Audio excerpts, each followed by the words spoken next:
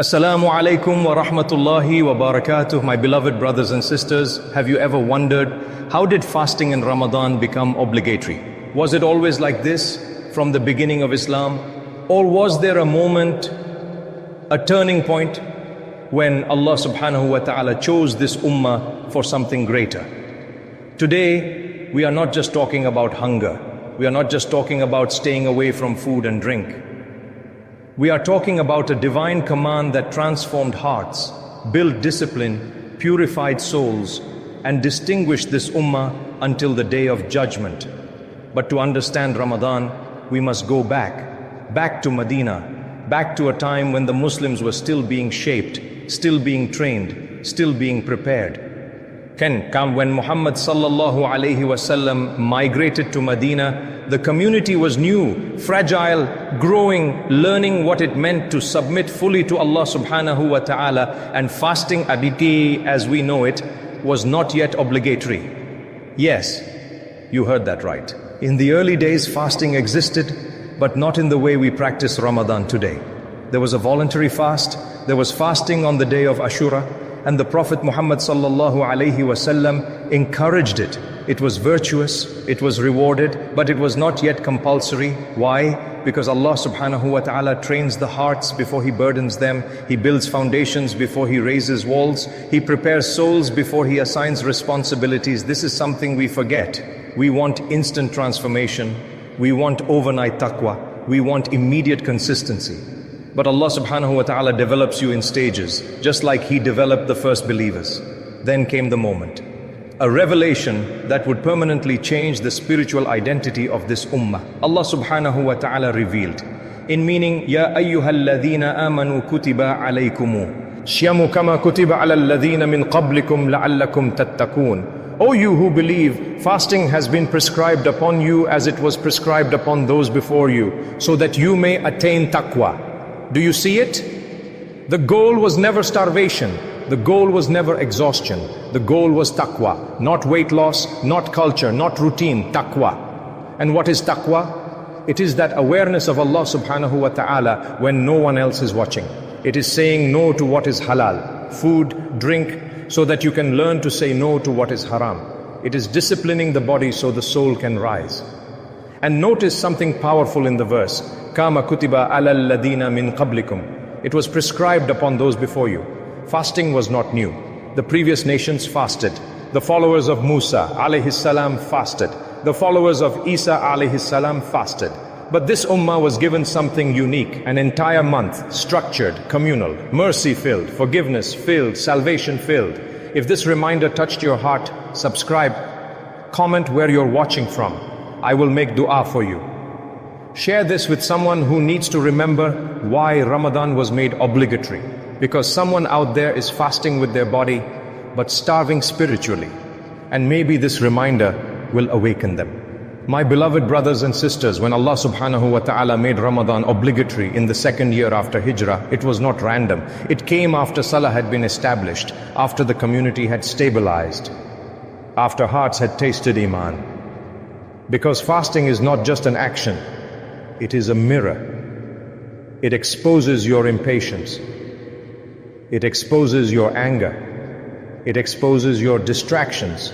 But it also exposes your strength. And here is something many people don't know. At first, even after fasting became obligatory, there were stages in how it was practiced. There were concessions, adjustments, ease.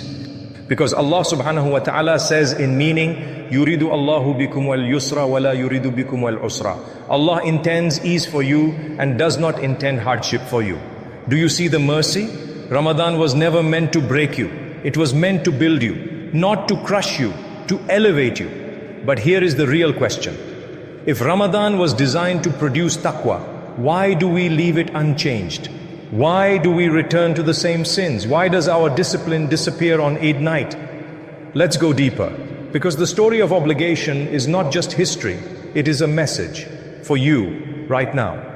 When fasting was made obligatory, it was a test of submission, not convenience, not comfort, submission.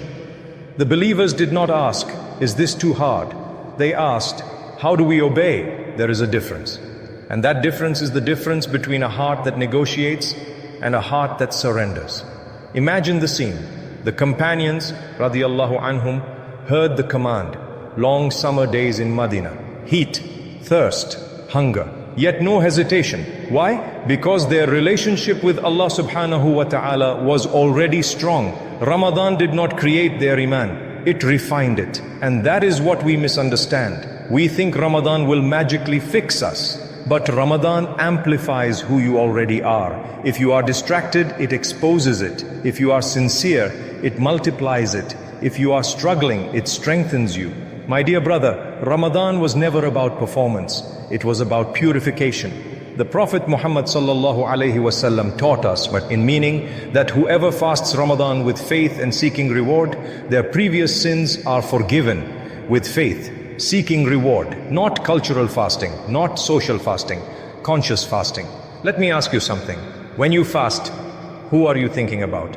The clock, the food, the ift, our menu, or Allah subhanahu wa ta'ala? Because fasting is the only act of worship where no one truly knows if you're doing it. You could secretly eat, you could secretly drink. No one would know, but Allah subhanahu wa ta'ala would. And that is why fasting builds ikhlas, hidden sincerity. Not because you're perfect, not because you're ready, but because Allah subhanahu wa ta'ala is merciful. He gave you a month to practice secret obedience, secret patience, secret dua. And here is something deeply powerful. The obligation of Ramadan came in the second year after Hijrah. The same year as major battles. The same year the Ummah faced external threats. Do you see the wisdom? Allah subhanahu wa ta'ala was building inner strength before granting outer victory. Because victory does not begin on the battlefield, it begins in the heart. And your battles today, they may not be swords and shields, they are phones, desires, temptations, addictions. Inconsistency. Ramadan is your training ground. But here's the warning. If you treat Ramadan casually, you will leave casually. If you enter distracted, you will exit distracted. If you approach it as ritual, you will leave with a ritual. But if you enter it seeking taqwa, you may leave transformed. My beloved brothers and sisters, the story of how fasting became obligatory is not just history, it is proof. Proof that Allah subhanahu wa ta'ala chose this ummah for discipline, for elevation, for nearness. And if He obligated it, it means you are capable. He would not command what destroys you. He commands what refines you. So the question is not, why was fasting made obligatory? The real question is, now that it is obligatory, what will you do with it? Now pause with me for a moment. Fasting was made obligatory, but what did it actually do to the believers? What changed inside them? Because obligations in Islam are never random. Every command shapes something in you. Every act of worship reforms something within you. Ramadan was not sent to make you hungry. It was sent to make you aware of your weakness, aware of your dependence, aware of your Lord. When you wake up for suhoor, sleepy, tired, choosing obedience over comfort, something shifts. When you lower your gaze even though no one is watching, something shifts. When you swallow your anger while fasting, something shifts. That shift is called taqwa. Allah subhanahu wa ta'ala did not say, so that you become hungry. He said that in meaning, so that you may attain taqwa. Taqwa is not a feeling, it is a state of vigilance. It is remembering Allah subhanahu wa ta'ala before you act. It is fearing displeasing Him more than fearing losing people. And fasting trains that muscle. Let's be honest, outside Ramadan, how often do we struggle to control ourselves? Scrolling endlessly, speaking carelessly, reacting emotionally, delaying salah. But when Ramadan comes, suddenly you can control your tongue. Suddenly you can wake up early. Suddenly you can pray long tarawih. What changed? Did your body change? No. Your focus changed. Your intention sharpened. Your awareness heightened. And that proves something powerful. You are capable. You are stronger than your habits. You are stronger than your distractions. Not because you're perfect, not because you're disciplined, but because Allah subhanahu wa ta'ala put barakah in obedience. When fasting became obligatory, it separated the serious from the casual, not publicly, internally. Because only Allah subhanahu wa ta'ala truly knows who is fasting sincerely, and that secrecy builds ikhlas, sincerity. Scholars say fasting is unique because it is hidden from people. Salah is visible.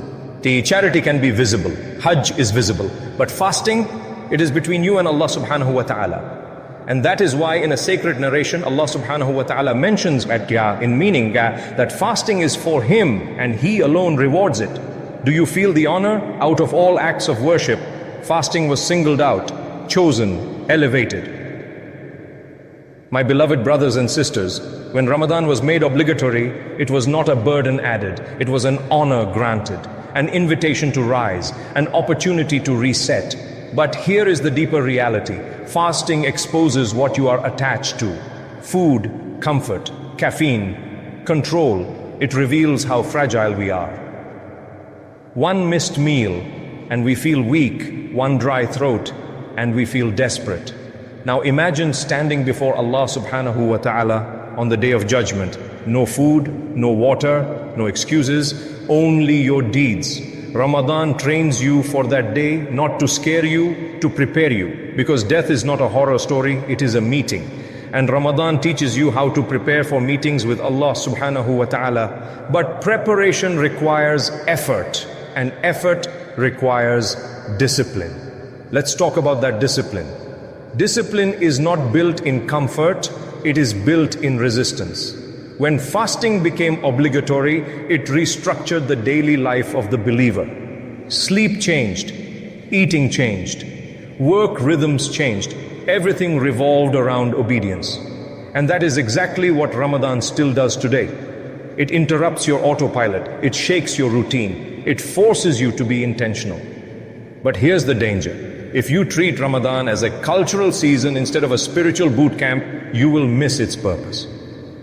My beloved brothers and sisters, Ramadan is not about staying up all night on your phone and sleeping through Fajr. Ramadan is not about extravagant iftars while neglecting the Quran. Ramadan is not about posting reminders but ignoring your own salah. It is about alignment.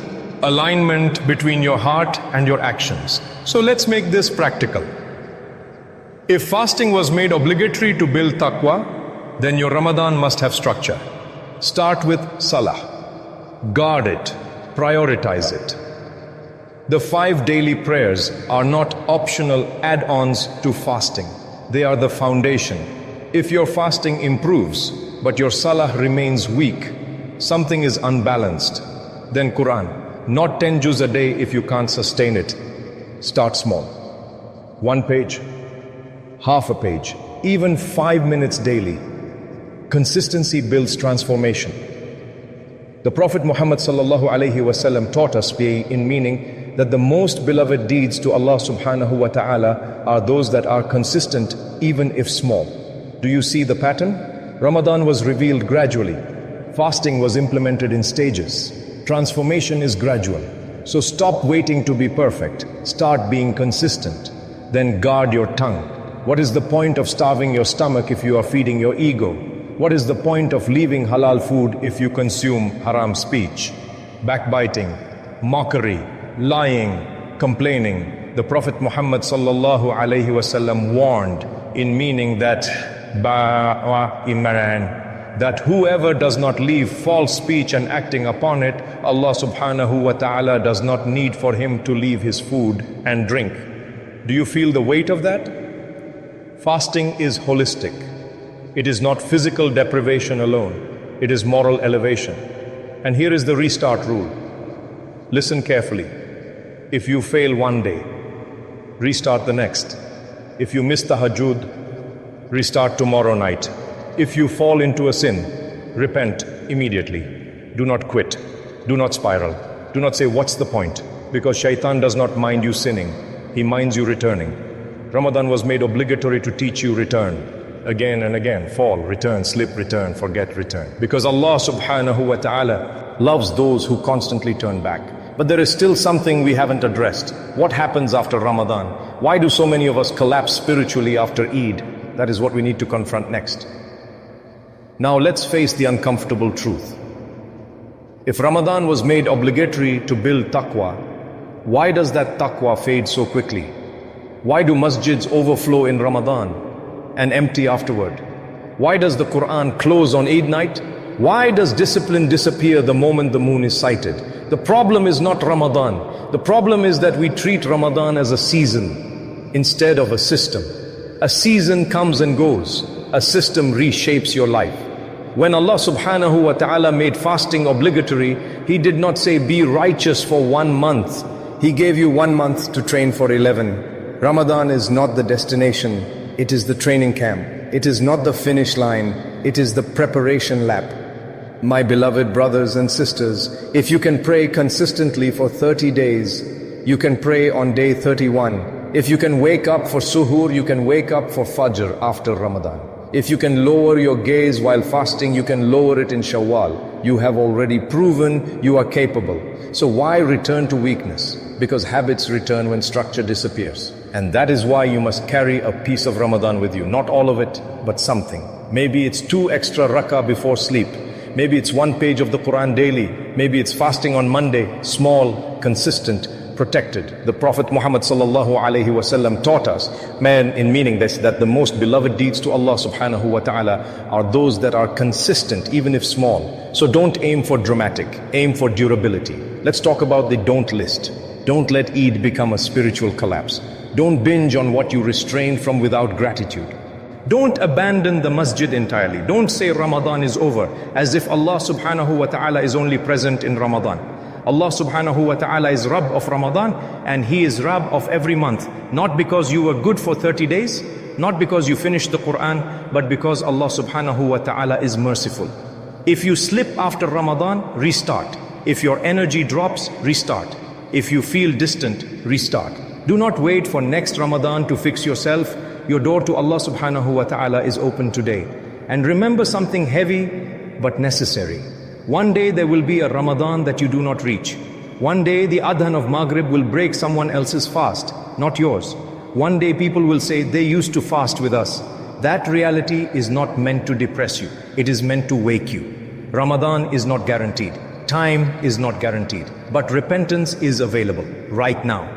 My beloved brothers and sisters, the untold story of Ramadan is not just that fasting was made obligatory. The untold story is that you were considered worthy of it. Allah subhanahu wa ta'ala chose this ummah. Choose you. Choose your heart to carry this command.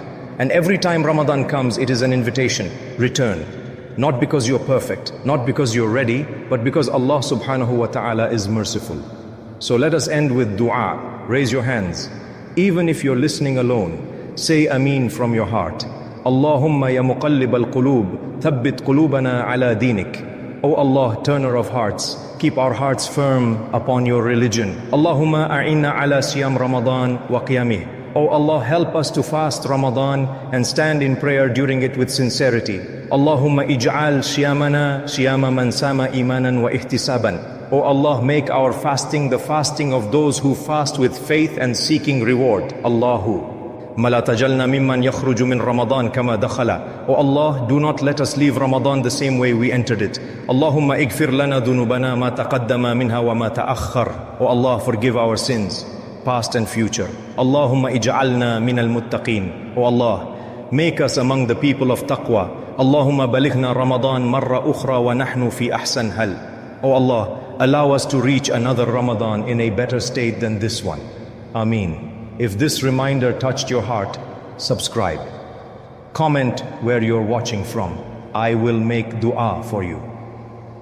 Share this with someone who needs to remember why Ramadan was made obligatory. Because someone out there is fasting with their body, but starving spiritually.